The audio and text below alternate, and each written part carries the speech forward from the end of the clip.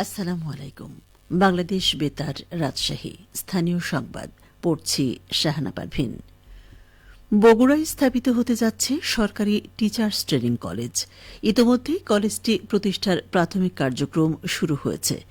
চলতি মাসের শুরুতে জমি অধিগ্রহণের জন্য জেলা প্রশাসককে চিঠি পাঠিয়েছে মাধ্যমিক ও উচ্চশিক্ষা অধিদপ্তর। জেলা প্রশাসন সূত্রে জানা গেছে, চলতি বছরের 16 ফেব্রুয়ারি শুরু হওয়া 3 দিনব্যাপী ডিসি সম্মেলনে বগুড়ার জেলা প্রশাসক হোসনা আফরোজা এ কলেজ স্থাপনের প্রস্তাব পেশ করেন। সম্মেলনে বগুড়া পৌরসভাকে সিটি কর্পোরেশনে উন্নীত করার পাশাপাশি শিক্ষকদের দক্ষতা বৃদ্ধির লক্ষ্যে সরকারি টিচার্স ট্রেনিং কলেজ প্রতিষ্ঠার প্রস্তাব গুরুত্ব পায়। সেই প্রস্তাব গ্রহণ করে মাধ্যমিক ও উচ্চশিক্ষা অধিদপ্তর। এরপর চলতি মাসের প্রথম সপ্তাহে জমি অধিগ্রহণের জন্য আনুষ্ঠানিক চিঠি পাঠানো হয় জেলা প্রশাসনকে। জেলা প্রশাসক হোসনা আফরোজা বলেন, ডিসি সম্মেলনে বগুড়ায় সরকারি টিচার্স ট্রেনিং কলেজ স্থাপনের প্রস্তাব দেয়া হয়েছিল। সে প্রস্তাব গ্রহণ করা হয়েছে। অধিদপ্তর থেকে জমি অধিগ্রহণের জন্য চিঠি পাঠানো হয়েছে। শহর ও শহরতলিতে সম্ভাব্য জমি যাচাই বাছাই করা হচ্ছে। আশা করা হচ্ছে শিগগিরই কলেজের অবকাঠামো তৈরির কাজ শুরু করা যাবে।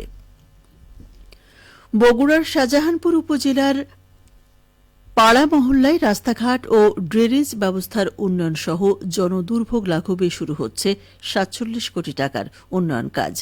উপজেলার প্রশাসন সূত্রে জানা গেছে, উপজেলার আড়িয়া ইউনিয়নের মানিকদীপা দ্বিমুখী উচ্চ বিদ্যালয়, পৌর এলাকাভুক্ত ১৩ নম্বর ওয়ার্ডের ফুলদিঘি মাটির মসজিদ এলাকা, ফুলতলা কানপাড়া সুজাবাদ দহপাড়া মাটির রাস্তা, ঢাকা বগুড়া জাতীয় মহাসড়কের 4 লেন প্রকল্পে জমি অধিগ্রহণের কারণে উচ্ছেদ হওয়া বেদগাড়ি সরকারি প্রাথমিক বিদ্যালয় এবং মাদলা ইউনিয়নের চাঁদাইতারা মধ্যপাড়া এলাকায় পানি নিষ্কাশন সহ বিভিন্ন কাজ হবে এই প্রকল্পের আওতায়। শাহজাহানপুর উপজেলার প্রকৌশলী রাশেদ ইমরান জানান, শাহজাহানপুর উপজেলার যোগাযোগ ও ড্রেনেজ ব্যবস্থার বেহাল পরিস্থিতি সম্পর্কে ইতোমধ্যে ঊর্ধ্বতন দপ্তরকে জানানো হয়েছে। ফলে এই উপজেলায় প্রায় ৪৭ কোটি টাকার উন্নয়ন কাজ শিগগিরই শুরু হবে। এর মধ্যে ব্রিজ নির্মাণ কাজে ১২ কোটি টাকা, নতুন রাস্তা নির্মাণে ২০ কোটি ৯৭ লাখ ৫০ হাজার টাকা এবং রাস্তার সংস্কার মেরামত কাজে ১৩ কোটি ৭০ লাখ ৭০ হাজার টাকার প্রকল্প অনুমোদন হয়েছে।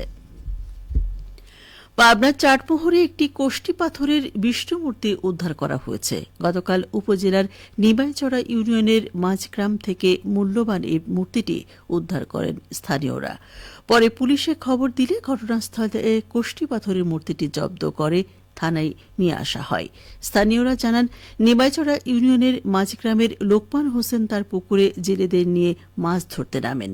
মাছ ধরার সময় কয়েকজন জেলের পায়ে শক্ত জাতীয় বস্তু বাঁধলে সেটি পানি থেকে উঠিয়ে দেখেন অনেক পুরনো কোষ্ঠী পাথরের বিষ্ণুমূর্তি। এ ব্যাপারে চাটমোহর উপজেলা নির্বাহী অফিসার মুসা নাছির চৌধুরী জানান, প্রত্নতত্ত্ব বিভাগের সাথে যোগাযোগ করা হয়েছে এবং তাদের সাথে কথা বলে জানা গেছে মূর্তিটি ১০০০ সাল থেকে ১১০০ সালের মধ্যকার সময়ের হতে পারে। চাটমোহর থানার ভারপ্রাপ্ত কর্মকর্তা মঞ্জুরুল আলম বলেন, বিষ্ণুমূর্তিটি জব্দ করে থানায় আনা হয়েছে। প্রত্নতত্ত্ব বিভাগের লোকজন এসে মূর্তিটি তাদের হেফাজতে নিয়ে যাবে বলে জানান তিনি। পাবনার ঈশ্বরদী উপজেলায় পুষ্টি সমৃদ্ধ ফল কাঁঠালের আবাদ বেড়েছে। আগের তুলনায় দাম বাড়ায় এই উপজেলায় কাঁঠালের আবাদ জনপ্রিয় হচ্ছে। চলতি মৌসুমে এই উপজেলায় কাঁঠাল বিক্রি হয়েছে প্রায় ৩ কোটি টাকার। কৃষি অফিস জানায়, কাঁঠাল খুব মিষ্টি এবং উপকারী ফল। মানুষ এই ফলটি খেতে পছন্দ করেন। আবার পাকা কাঁঠালের ছাল গবাদি পশুর খুবই প্রিয় একটি খাবার। অপরদিকে কাঁঠাল গাছের পাতাও বিক্রি হয়। কাঁঠাল গাছের বহুমুখী চাহিদা থাকায় আবাদ বেড়েছে। ঈশ্বরদী উপজেলা কৃষি কর্মকর্তা কৃষিবিদ আব্দুল মমিন জানান, এবার উপজেলায় ১৪০ হেক্টর জমিতে কাঁঠালের আবাদ হয়েছে। উৎপাদনের লক্ষ্যমাত্রা ছিল ২০০ টন। কাঁঠাল এখন শেষের দিকে। ইতিমধ্যে প্রায় ৩ কোটি টাকার কাঁঠাল বিক্রি হয়েছে এই উপজেলায়। আগামীতেও এই উপজেলায় কাঁঠাল আবাদ যাতে আরও বাড়ে, এজন্য কৃষকদের সব ধরনের পরামর্শ দিয়ে যাচ্ছে কৃষি অফিস বলেও জানান তিনি।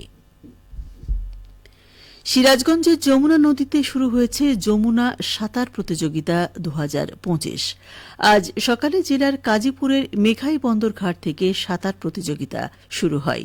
উত্তাল যমুনায় মেঘাই বন্দর ঘাট থেকে সাঁতার শুরু করে 13 ঘণ্টায় 80 কিলোমিটার অতিক্রম করে চৌহালি জোতপাড়া ঘাটে পৌঁছবে অংশগ্রহণকারী সাঁতারুরা। প্রতিযোগিতায় অংশগ্রহণ করছে বেঙ্গল ডলফিন্সের সাঁতারুরা। সিরাজগঞ্জ জেলা ক্রীড়া অফিসের আয়োজনে সাঁতার প্রতিযোগিতার উদ্বোধন করেন জেলা ক্রীড়া অফিসার নূরে এলাহি। উদ্বোধনী বক্তব্যে তিনি বলেন, সাঁতার না শেখায় নদীমাতৃক বাংলাদেশে প্রতি বছরেই ঘটছে প্রাণহানি।